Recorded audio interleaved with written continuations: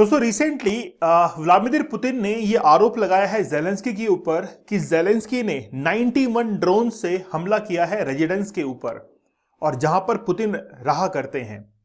क्या वाकई में उस दिन उस रेजिडेंस में पुतिन मौजूद थे? क्या जेलेंस्की ने वाकई में हमला किया? क्या पुतिन एक बहुत जबरदस्त ट्रैप जो है वो बनाने के लिए जा रहे हैं? एक बहुत जबरदस्त जाल बनेगा जिसमें जेलेंस्की फंस जाएंगे और पुतिन को मौका मिलेगा कि वो यूक्रेन के ऊपर अटैक कर दे और वहां पर पूरी तरीके से अपना कब्जा ले ले। क्योंकि 2014 के अंदर पुतिन ने कुछ ऐसा ही किया था। 14 में क्रीमिया जो था वहां पर एक रेफरेंडम भी करवाया गया था और पुतिन ने इसको अपने एनक्रोचमेंट में ले लिया था। रिसेंटली क्या हुआ है कि पुतिन ने फोन कॉल किया है ट्रंप को और ये कहा है कि मेरे रेजिडेंस के ऊपर 91 ड्रोन से अटैक हुआ है। और ये बात कहने के लिए पुतिन ने फोन किया है ट्रंप को कि देखिए इस तरीके से अटैक हुआ है, आप संभालो अपने दोस्त को, नहीं तो कल को हम अटैक करेंगे, वो संभाल नहीं पाएगा।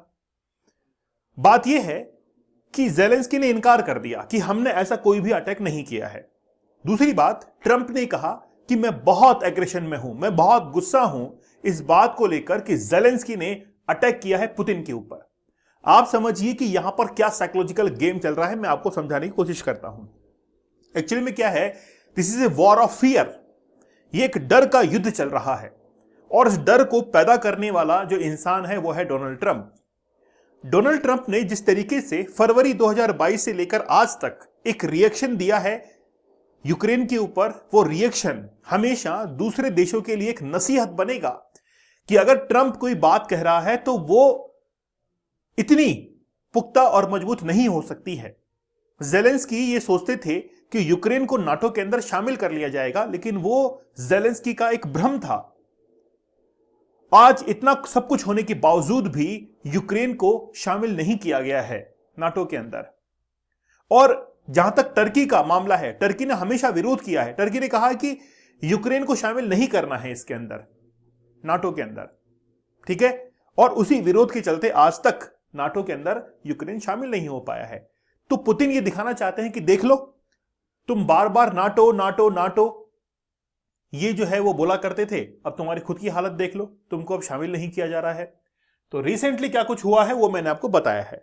तो पुतिन और ट्रंप के बीच में बातचीत हुई, जेलेंस्की और ट्रंप के बीच में रिसेंटली बातचीत हुई थी। देखिए जेलेंस्की ने कई चक्कर निकाल लिए हैं, कहां के, यूएसए के व्हाइट हाउस के। एक बार तो ऐसा भी हुआ कि एक जबरदस्त झड़प जो है वो हुई थी और उस समय जेडी वैंस जो कि वाइस प्रेसिडेंट है यूएसए के, उन्होंने कहा था कि तुम कौन से कपड़े पहन के आए हो यहां पर, क्या तुम्हारे पास में कोई सूट नहीं है पहनने के लिए? जेलेंस्की ने कहा कि जब तक हमारे देश में युद्ध खत्म नहीं हो जाता है तब तक मैं जो है यही पहनूंगा। लेकिन फिर जब अगली मीटिंग होती है उसके बाद में जेलेंस्की जो है वो सूट बूट में आते हैं मिलने के लिए और डिनर किया जाता है। पहली मीटिंग में तो डिनर भी नहीं हुआ था जेलेंस्की के साथ में, दूसरी मीटिंग में डिनर भी होता है। तो जेलेंस्की और पुतिन की रिसेंटली अभी मुलाकात भी हुई है, परसों की रोज ही व्हाइट हाउस के अंदर। अब जो है ट्रंप ने इजराइल के जो प्रधानमंत्री हैं बेंजामिन नेतन्याहू, उनसे मुलाकात करने के लिए फ्लोरिडा के अंदर एक बीच होटल पर, जो बीच होटल होता है किनारे पर, वहां पर एक मीटिंग, एक सेमिनार जो है वो आयोजित करवाया था, प्रेस कॉन्फ्रेंस जिसको हम लोग कहते हैं। क्या कुछ कहा है बड़ा ध्यान से देखिए। US president Donald Trump said on Monday that Russian president Vladimir Putin told him, मतलब कि पुतिन ने जो है वो ट्रंप को यह बताया है कि एक अटैक जो है, स्वाम जो ड्रोन्स होते हैं, Ukrainian drones had allegedly target one of his residence, उनकी जो रेजिडेंस है उनमें से एक पर अटैक किया है उन ड्रोन्स ने। Speaking to the reporters ahead of a meeting with Israeli prime minister Benjamin Netanyahu. तो रिसेंटली क्या हुआ है कि मार ए लागो, ये एक रिसोर्ट है जो कि फ्लोरिडा के अंदर है, वहां पर पुतिन बेंजामिन नेतन्याहू के साथ में बातचीत चल रही थी और वहीं पर यह कहा कि मेरी पुतिन से फोन पर बात हुई है। You know who told me about, मतलब तुम जानते हो किस घटना के बारे में किसने मुझे बताया? पुतिन ने मुझे बताया। और पुतिन ने कैसे किया? फोन किया मुझे और यह कहा कि मेरे एक रेजिडेंस के ऊपर ड्रोन से 91 ड्रोन से हमला हुआ है। फिर क्या कहते हैं आगे Trump? Earlier in the morning he said he was attacked, it is no good, I am very angry, मैं बहुत गुस्सा हूं। क्यों? क्योंकि ज़ेलेंस्की ने उनसे बिना पूछे वो अटैक किया। अब यूक्रेन इस बारे में क्या कह रहा है कि हमने कोई अटैक नहीं किया है, क्योंकि पुतिन जो है वो इस मामले में झूठ बोल रहे हैं और वो पुतिन जो है वो यूक्रेन के ऊपर हमला करना चाहते हैं ताकि ये दिखाया जाए कि यूक्रेन ने पहला हमला किया, उसके बाद में हम लोग आगे बढ़े हैं। नहीं, हमला हमने पहले नहीं किया है। तो पुतिन जो है वो इस हमले को और बड़ा जो है बनाना चाहते हैं। थोड़ा सा मैं आपको एक टाइमलाइन बताता हूं। एक्चुअली में क्या है कि 2014 के अंदर क्रीमिया को एनेक्स किया गया था रशिया के द्वारा, ठीक है, कर लिया है। वहां पर रेफरेंडम भी करवाया गया। अब वक्त आता है 2022 का। 2022 के अंदर वो डेट थी 24 ऑफ फेब, 24 फरवरी की डेट थी, जिस समय रशिया ने यूक्रेन के ऊपर अटैक कर दिया। बीजिंग के ओलंपिक खत्म ही हुए थे, उसके बाद में रशिया ने यूक्रेन के ऊपर अटैक करना शुरू कर दिया और यूक्रेन की जो टेरिटरीज थी उनको अपने कब्जे के अंदर लेना शुरू कर दिया। आप इस मैप में देखेंगे, जैसे देखिए डोनबास, ये एरिया नजर आ रहा है, लुहांस्क, ठीक है, उसके बाद में मारियोपोल, ठीक है, क्लियर है, डोनबास, डोनेस्क, खारसन, क्रीमिया का तो ऑलरेडी ले चुका है। अब एक्चुअली में क्या है कि ज्यादा एक्टिविटी यहां पर है, ये जो आपको पिंक कलर में दिखाई दे रहा है, एक्चुअली प्रॉब्लम यही बनी हुई है। अभी मैं दोनों पक्ष को बताता हूं। सबसे पहले हम लोग चलते हैं यूक्रेन की तरफ कि यूक्रेन क्या कहता है।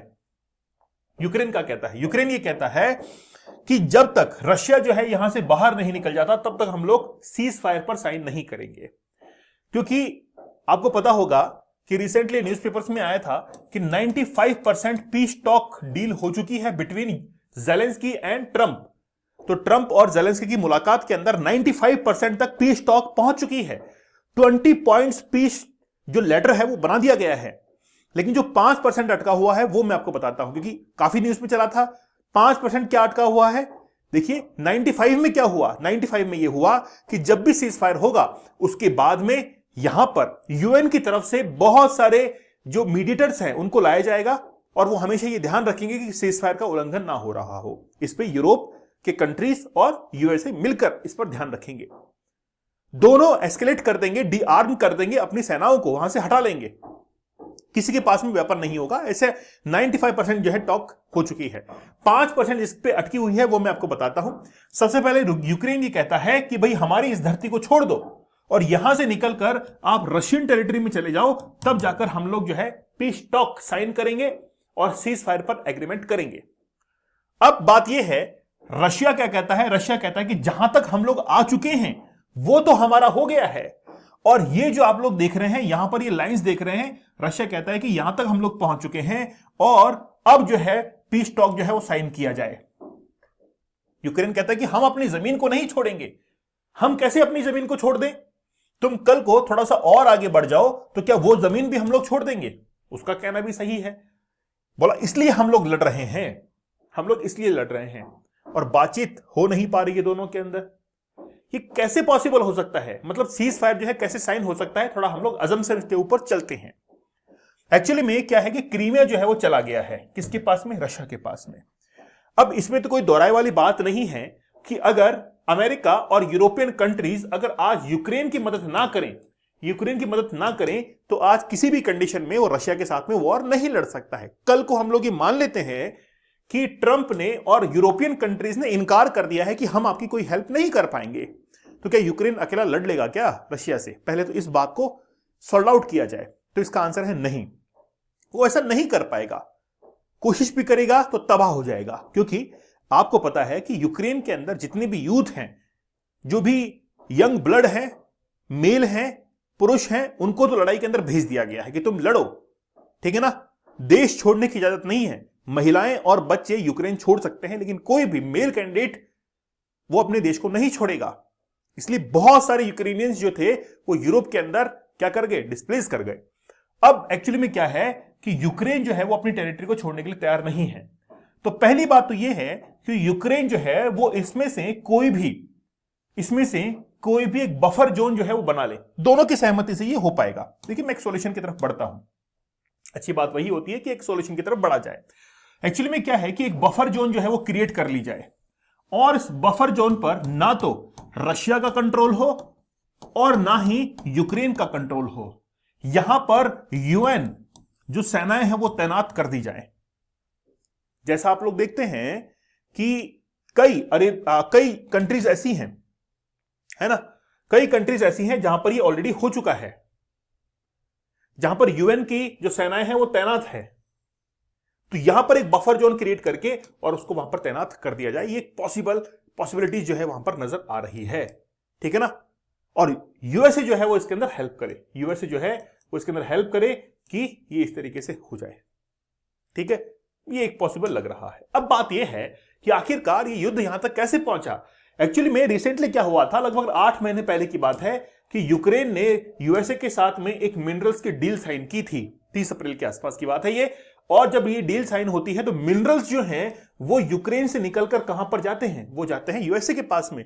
उनका रेवेन्यू जाता है यूएसए के पास में, चला गया, ठीक है। मतलब मिनरल्स चले गए वहां पे और रेवेन्यू आता है किसके पास में, ज़ेलेंस्की के पास में।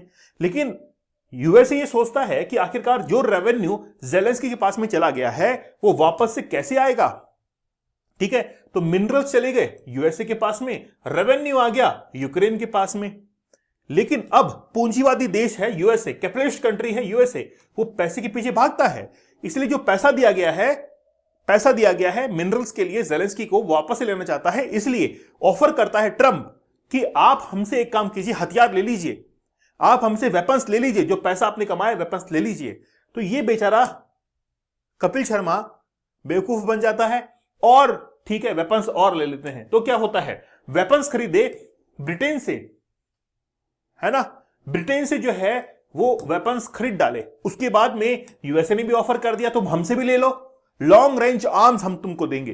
तुमने अभी मिनरल्स की जो डील की है, तुम्हारे पास में पैसा है और हमको पैसा चाहिए वापस से, ठीक है। मिनरल्स भी आ गया, पैसा भी आ गया, तुमको हथियार दे दिए लड़ने के लिए, तुम मर मिट जाओ, तुम खत्म हो जाओ तुम धरती से, हमको मतलब नहीं है इससे, हमको मतलब नहीं है। इस तरीके से अमेरिका जो है वो डील करता है। यूक्रेन के बाद अब बारी किसकी है, पाकिस्तान की। पाकिस्तान के साथ में क्या हुआ, रेयर अर्थ मिनरल्स की डील जो है वो यूएसए के साथ में की गई और रेवेन्यू जो है वो आया पाकिस्तान के पास में। और पाकिस्तान को कह दिया गया अब तुम इससे हथियार खरीद लो, आर्म्स खरीद लो। तो जो यूक्रेन की हालत है वही पाकिस्तान की होने वाली है, ठीक है ना। बातें समझ में आ रही होगी आपको।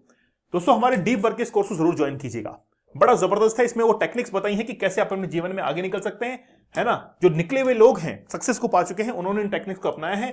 अगर आप लोग पोर्नोग्राफिक कंटेंट देखते हैं तो मैं कहता हूं कि आज कभी भी आप जीवन में आगे नहीं निकल पाएंगे, क्योंकि आपका जो ब्रेन है वो एंगेज रहता है वहां पर, ठीक है ना। तो 75 डेज का हार्ड चैलेंज या फिर 175 डेज का हार्ड चैलेंज, मैंने टेक्निक्स बताई हैं कि आप इससे बाहर कैसे निकल सकते हैं। एक बार अगर आपने चैलेंज कंप्लीट कर लिया तो आप फर्क खुद देखेंगे कि वाकई में आपका फोकस और कंसंट्रेशन जो है 7वें आसमान पर है। आप बड़ा कंसंट्रेट होकर वर्क करेंगे। दीपक इंद्रा ऑफिशियल टेलीग्राम चैनल पर जरूर ज्वाइन कर लीजिएगा। तो मिलते हैं आप लोगों से नेक्स्ट सेशन के अंदर, तब तक धन्यवाद, थैंक यू, जय हिंद।